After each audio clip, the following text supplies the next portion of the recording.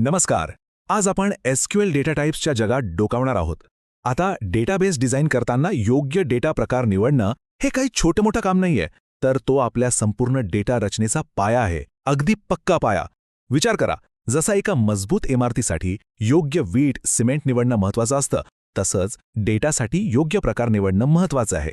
चला तर मग या ब्लूप्रिंटच्या मदतीने हे सगळं सोपं करून समजून घेऊया.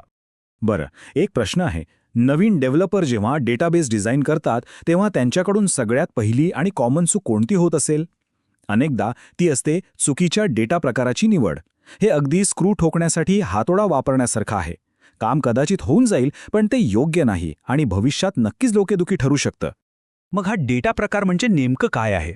एकदम सोप्या भाषेत सांगायचं तर डेटा प्रकार हा एक नियम आहे, एक लेबल आहे, जे ठरवतं की एखाद्या कॉलममध्ये नेमकी कोणत्या प्रकारची माहिती साठवली जाईल. म्हणजे त्यात फक्त संख्या असतील की अक्षरं की तारखा असतील. हे डेटासाठी एक चौकट तयार करतं. तर एसक्यूएलच्या भाषेत डेटा प्रकार म्हणजे एका कॉलममध्ये कोणत्या प्रकारची व्हॅल्यू साठवता येईल हे ठरवणारा नियम. हा तो महत्त्वाचा नियम आहे जो ठरवतो की आतमध्ये काय साठवायचं. यामुळे दोन गोष्टी साधल्या जातात. एक, डेटाची अचूकता टिकून राहते आणि दुसरं, स्टोरेजचा योग्य म्हणजे कमीत कमी वापर होतो. चला आता पुढे जाऊया आणि या डेटा प्रकारांच्या वर्गीकरणाकडे वळूया. याला आपण आपल्या ब्लूप्रिंटचा नकाशा किंवा लेजंड म्हणू शकतो, जो आपल्याला वेगवेगळ्या प्रकारांबद्दल मार्गदर्शन करेल. ही आहे एसक्यूएल डेटा प्रकारांची ग्रँड टॅक्सॉनॉमी. आपल्या या माहितीच्या प्रवासात हाच आपला मार्गदर्शक आहे. यातून आपल्याला डेटाचे मुख्य प्रकार कोणते आहेत हे स्पष्ट दिसतं, जसं की संख्या, मजकूर, तारीख, वेळ आणि असे बरेच काही. तर सुरुवात करूया सगळ्यात मूलभूत गोष्टीपासून, संख्या. आता इथे खूप महत्त्वाचा निर्णय घ्यावा लागतो आणि तो म्हणजे अचूक संख्या निवडायची की अंदाजित, अप्रॉक्सिमेट. हा निर्णय पूर्णपणे आपल्या गरजेवर अवलंबून असतो. इंट आणि डेसिमल सारखे जे अचूक संख्यात्मक डेटा प्रकार आहेत ते अशा व्हॅल्यूजसाठी वापरले जातात जिथे 100% अचूकता गरजेची असते. उदाहरणार्थ बँकेचे व्यवहार किंवा दुकानातल्या वस्तूंची मोजणी. विचार करा, इथे एका पैशाचीही चूक परवडणारी नसते, बरोबर? आणि याच्या अगदी उलट फ्लोट आणि रिअल सारखे अंदाजित संख्यात्मक प्रकार आहेत. हे प्रचंड मोठ्या संख्या हाताळण्यासाठी बनवले आहेत, जिथे प्रत्येक दशांश स्थळ महत्त्वाचं नसतं, तर एकूण आवाका किंवा स्केल जास्त महत्त्वाचा असतो, जसं की वैज्ञानिक मोजमाप किंवा खगोलशास्त्रातील अंतर. तर फरक अगदी सरळ आणि सोपा आहे. अचूक संख्या म्हणजे 100% अचूकता, जी आर्थिक व्यवहारांसाठी अत्यंत आवश्यक आहे. तर दुसरीकडे अंदाजित संख्या म्हणजे मोठी व्याप्ती, जी वैज्ञानिक डेटासाठी योग्य ठरते. त्यामुळे निवड करताना प्रश्न एकच आहे, आपल्याला अचूकता हवी आहे की व्याप्ती? संख्यानंतर आता वळूया मजकुराकडे, म्हणजेच स्ट्रिंग फॅमिलीकडे. इथेही एक डेटा आर्किटेक्ट म्हणून काही महत्त्वाचे निर्णय घ्यावेच लागतात. मजकुरासाठी पहिला आणि सगळ्यात महत्त्वाचा निर्णय आहे युनिकोड. युनिकोड निवडायचं की नॉन युनिकोड, या एका निर्णयावर अवलंबून असतं की आपला डेटाबेस मराठी, हिंदी, जपानी अशा अनेक भाषांना सपोर्ट करू शकेल की नाही. म्हणूनच जागतिक पातळीवरच्या ॲप्लिकेशनसाठी युनिकोड खूप महत्त्वाचं ठरतं. दुसरा निर्णय आहे निश्चित लांबी, फिक्स्ड लेंथ निवडायची की बदलणारी लांबी, व्हेरिएबल लेंथ. 4 सारख्या निश्चित लांबीच्या प्रकारात काय होतं?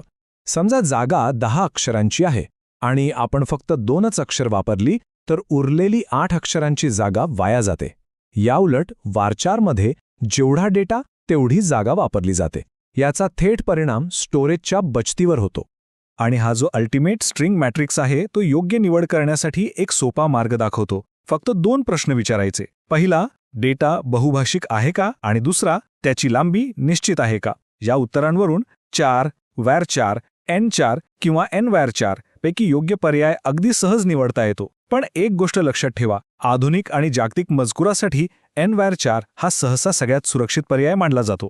चला आता काही इतर महत्त्वाच्या डेटा प्रकारांवर एक वेगवान नजर टाकूया, जसं की तारखा, फाईल्स आणि बरंच काही.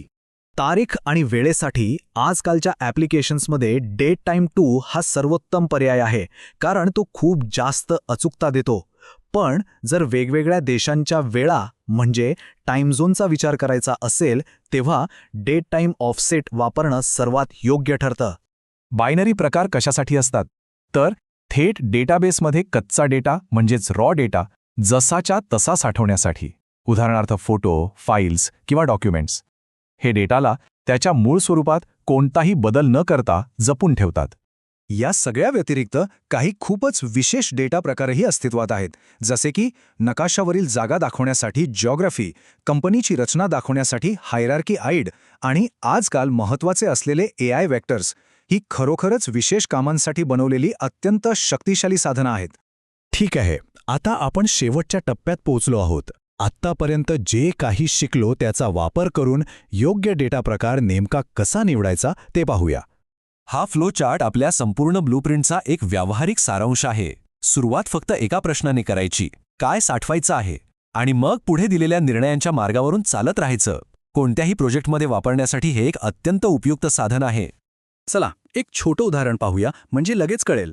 समजा एखाद्या वस्तूचं वर्णन अनेक भाषांमध्ये आहे आणि त्याची लांबी कमी जास्त होऊ शकते. मग फ्लोचार्टनुसार आपला मार्ग कसा असेल? पहिला थांबा, मजकूर, मग पुढचा बहुभाषिक, त्यानंतर बदलणारी लांबी, आणि आपल्याला उत्तर मिळतं NY कॅर. पाहिलं किती सोपं आहे? म्हणून निवड नेहमीच विचारपूर्वक करायला हवी.